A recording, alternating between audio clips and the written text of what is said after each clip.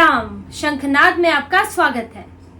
आज आम आदमी पार्टी और केजरीवाल से जुड़े लोगों को सुप्रीम कोर्ट से मिली जमानत पर बात करते हैं। 9 अगस्त को मनीष सिसोदिया को जमानत मिली, 27 अगस्त को के कविता को जमानत मिली और 2 सितंबर को विजय नायर और विभा कुमार को जमानत मिली। अब इनमें से 3 लोग तो वो हैं जो सीधे शराब घोटाले के कारण जेल में बंद थे और एक विभा कुमार जो सांसद स्वाति मालीवाल से मारपीट करने के मामले में हिरासत में थे। हालांकि विभा कुमार से शराब घोटाले पर भी पूछताछ हो चुकी है क्योंकि वो अरविंद केजरीवाल के पीए रहे हैं, तो सीएम आवास में हुई बैठकों को लेकर उनसे पूछताछ हुई है, तो कहीं ना कहीं वो भी शराब घोटाले से जुड़े हुए हैं। इन लोगों को पिछले 1 महीने में लगातार एक के बाद एक जमानत मिल जाती है, जबकि मनीष सिसोदिया लगभग 17 महीने से जेल में बंद थे। उनको इन 17 महीनों में उन्होंने क्या क्या नहीं किया। उन्होंने जमानत के लिए लोअर कोर्ट, उसके बाद हाई कोर्ट, फिर सुप्रीम कोर्ट गए, जमानत नहीं मिली। रिव्यू पिटीशन डाली, जमानत नहीं मिली। आखिरी तरीका क्यूरेटिव पिटीशन डाली तो भी जमानत नहीं मिली। लेकिन उन्हें आज अचानक जमानत मिल जाती है। 17 महीने हो गए, ज्यादा लगने लगते हैं। के कविता वो भी कई महीनों से बंद है, वो भी जमानत के लिए जाती है। जब अरविंद केजरीवाल को जमानत मिली थी लोकसभा चुनाव में प्रचार करने के लिए, तब के कविता भी पहुंची थी, लेकिन उनकी जमानत रिजेक्ट हो गई और ये अभी जून में हुआ था। उस दौरान हेमंत सोरेन भी पहुंचे थे कि भाई चुनाव है, मुझे भी प्रचार करना है, तो उनकी जमानत रद्द हो गई। कह दिया गया कि हर नियम, हर प्रोसीजर किसी पर लागू नहीं होता है। लेकिन ये 1 आध महीने में क्या हो गया कि मनीष सिसोदिया को बेल मिल जाती है, के कविता को बेल मिल जाती है। उससे पहले तो हेमंत सोरेन को भी बेल मिल गई थी। और ये बदलाव तब से दिख रहा है जब जुडिशरी सुप्रीम कोर्ट की तरफ से बयान आया है कि bail is rule and jail is exception, यानी बेल एक नियम है और जेल एक अपवाद है। आपको बेल देने पर ज्यादा ध्यान देना चाहिए बजाय कि जेल भेजने पर। और ये नसीहतें ट्रायल कोर्ट और हाई कोर्ट को दी गई कि आप जमानत दीजिए, डरिए मत। और सुप्रीम कोर्ट ने जब से ये बात सुप्रीम कोर्ट के जजेस ने कही है, उसके बाद ऐसा लग रहा है कि जैसे जमानत की बहार आ गई है। जो जा रहा है उसे जमानत मिल जा रही है, धड़ाधड़ मिल जा रही है। क्या ये जो कहा गया है इसी को पूरा किया जा रहा है कि आप आइए, हम जमानत देंगे, बेल इज रूल, हम नियम का पालन करेंगे। जबकि ये लोग ऐसे ऐसे मामले में जेल में बंद हैं जो बेहद गंभीर मामले में। ऐसा नहीं है कि और लोगों को इतने सालों तक जेल में नहीं रखा गया है। आप उमर खालिद को देख लीजिए, उनको 2-3 साल हो गए, 2-3 साल से ज्यादा हो गए। दिल्ली दंगे के मामले में वो जेल में बंद है, यूएपीए लगा है, उनको बेल नहीं मिल रही, उस पर हंगामा होता है। महाराष्ट्र का एक मामला आया था जिसमें 6 साल हो गए, जेल में बंद है और अभी ट्रायल चल ही रहा है, कोई फैसला नहीं हुआ है। आखिर तो इस मामले में ऐसा क्या हो गया कि पीएमएलए जो कि मनी लॉन्ड्रिंग की धारा है, वो भी ऐसा नहीं है कि वो बहुत कमजोर है, वो भी बेहद गंभीर धारा है जिसके बिना, जिसको फुलफिल किए बिना आप जमानत नहीं दे सकते। इसमें 2 नियम हैं जो कहते हैं कि कोर्ट को ये लगना चाहिए, प्राइमा फेशिया लगना चाहिए कि इस आदमी को जिसको हिरासत में रखा गया है उसका इस मामले से कोई लेना देना नहीं है। और सबूत ऐसे होने चाहिए जो इस बात का विश्वास ना दिलाते हो कि इस व्यक्ति ने कुछ गलत किया है। जब कोर्ट इस बात पर श्योर है, जब जज इस बात को लेकर श्योर है, तभी वो जमानत दे सकते हैं। लेकिन अरविंद केजरीवाल के मामले में इन 2 नियमों को तो साइड में रख दिया। इस बात पर तो चर्चा ही नहीं हुई कि ईडी के, सीबीआई के सबूत क्या कहते हैं कि अरविंद केजरीवाल वाकई इसमें दोषी हो सकते हैं क्या नहीं।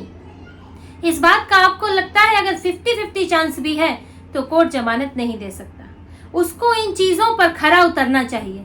लेकिन जजेस पीएमएलए की धारा को ही उसकी ही जांच करने में लगे हैं, उस पर अलग केस चल रहा है कि इतनी कठिन धारा होनी ही नहीं चाहिए। जब आप ईडी सीबीआई को दंतविहीन कर देंगे तो वो किस तरह से जांच करेगी। ये जो रसूख वाले बड़े बड़े लोग हैं, इन पर शिकंजा कैसे कसेगा अगर कठिन धाराएं नहीं होंगी। अगर जमानत मिलना मुश्किल नहीं होगा तो ये लोग तो पूछताछ के लिए जाएंगे ही नहीं, और जाएंगे भी तो तुरंत जमानत लेकर आ जाएंगे और बाहर आके सबूतों से छेड़छाड़ करेंगे।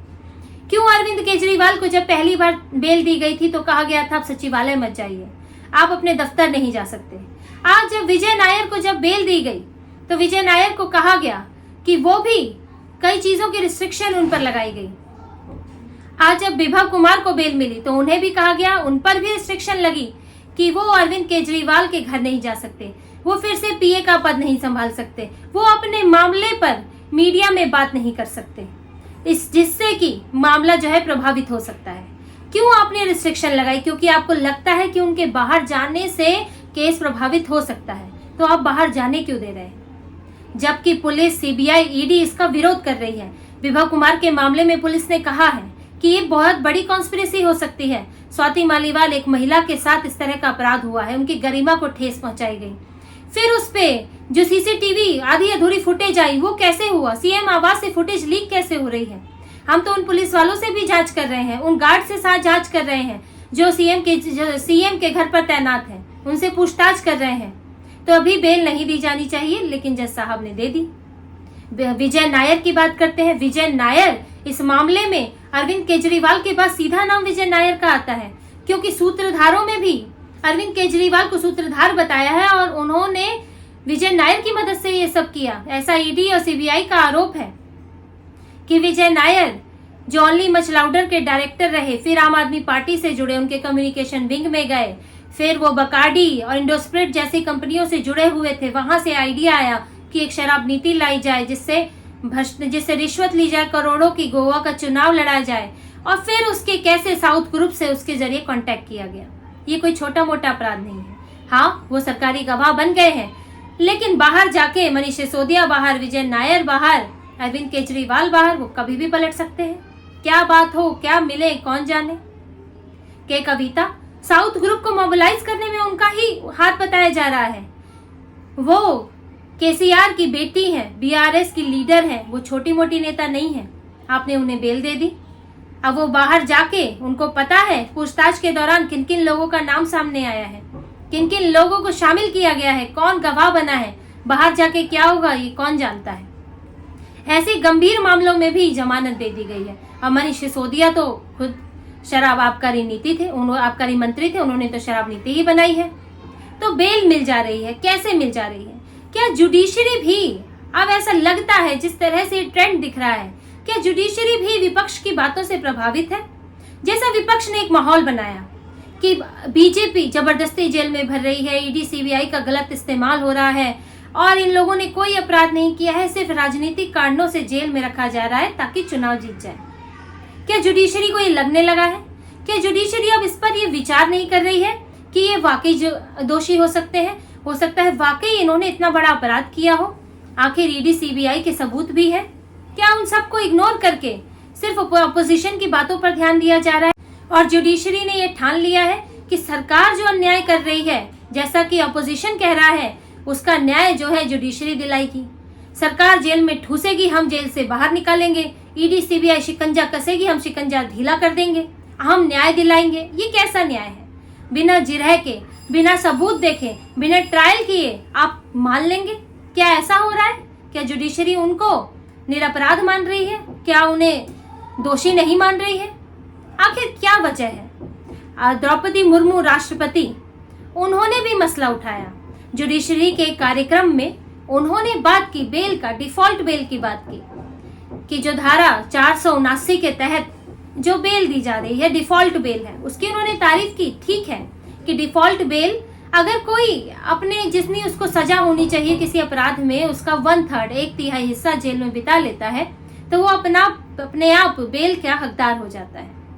लेकिन उन्होंने कहा कि ये पॉजिटिव धारा है, ये डिफॉल्ट बेल को नियम नहीं बना लेना चाहिए कि 1/3 हो गया तो बेल ले ही ले। वो उसके लिए अप्लाई कर सकता है, लेकिन अगर फिर भी आपको लगता है कि नहीं उसका और जेल में रहना जरूरी है, तो उसे जेल में रखा जाना चाहिए। अब बेल को मुरमुरे की तरह बांटना नहीं चाहिए। लेकिन हमारी जुडिशरी क्या सोच रही है, न्यायपालिका क्या सोच रही है? जो इस तरह से बेल पर बेल मिल रही है, वो भी एक ही तरह के अपराध से जुड़े हुए लोग हैं, एक ही पार्टी से जुड़े हुए लोग हैं, एक ही व्यक्ति से जुड़े हुए लोग हैं। आखिर कैसे? क्या इसमें, क्या ये धारणा जुडिशरी की, न्यायपालिका की ये धारणा बन चुकी है? क्या वो विपक्षी पार्टियों से प्रभावित है? ये सोचने वाली बात है, क्योंकि जिनको 1 महीने पहले उसी चीजों में बेल नहीं मिलती है। केजरीवाल के बाद हेमंत सोरेन जाते हैं तो उन्हें भगा दिया जाता है, उसके बाद के कविता जाती है तो बेल नहीं दी जाती, लेकिन उन्हीं के कविता, हेमंत सोरेन, अरिंद, मनीष सिसोदिया, इन सबको 1 महीने बाद बेल मिल जाती है। और बार बार हर मामले में अब यही कहा जा रहा है, bail is rule, jail is exception. तो क्या आप सीबीआई ईडी को काम नहीं करने देंगे? क्या उन्हें गिरफ्तारी का अब अधिकार नहीं है? क्या वो आरोपी को रखकर पूछताछ नहीं कर सकती? ये सोचना होगा कि आखिर आपको ईडी सीबीआई के कहीं आप इनके अधिकारों में कटौती नहीं तो नहीं कर रहे हैं बेल इज रूल कहकर? क्या अगर आप किसी को इस तरह से बेल पर बेल दे देंगे तो सीबीआई की जांच का, ईडी की जांच का, पुलिस की जांच का क्या होगा? इस संतुलन को अब देखने की जरूरत है। ये संतुलन क्यों बिगड़ रहा है ये भी देखने की जरूरत है, क्योंकि पहली बार ऐसा नहीं है कि लोग हिरासत में, गिरफ्तारी में सालों साल से बंद है। दूसरे मामलों में भी हुआ है, अब भी हो रहा है। तो आखिर अरविंद केजरीवाल एंड कंपनी पर इतनी दया क्यों हो रही है? आखिर ये क्या है? क्या सवाल तो पहले भी उठते रहे हैं, जुडिशरी पर भी सवाल उठे हैं, ये भी सवाल उठा है कि किस तरह के केस किन जजेस को दिए जाते हैं, ऐसे आरोप भी लगे हैं। इसको ध्यान रखा जाता है कि खास तरह के केस खास तरह के जजेस को दिए जाएं, उनका रोटा उस तरह लगाया जाए, वो विचारधारा वाले हों जो उसमें खास तरह का फैसला दे सके। ये भी आरोप लगता है कि बड़े बड़े वकीलों से जज प्रभावित रहते हैं और फैसले पर उसका असर पड़ता है। कपिल सिब्बल हो गए, अभिषेक मनु सिंघवी हो गए, उनके कहने पर छोटे छोटे मामले तुरंत सुन लिए जाते हैं, आधी रात को कोर्ट बैठ जाती है। यहाँ तक कि आरोपी किस कद का है इसका भी प्रभाव पड़ता है।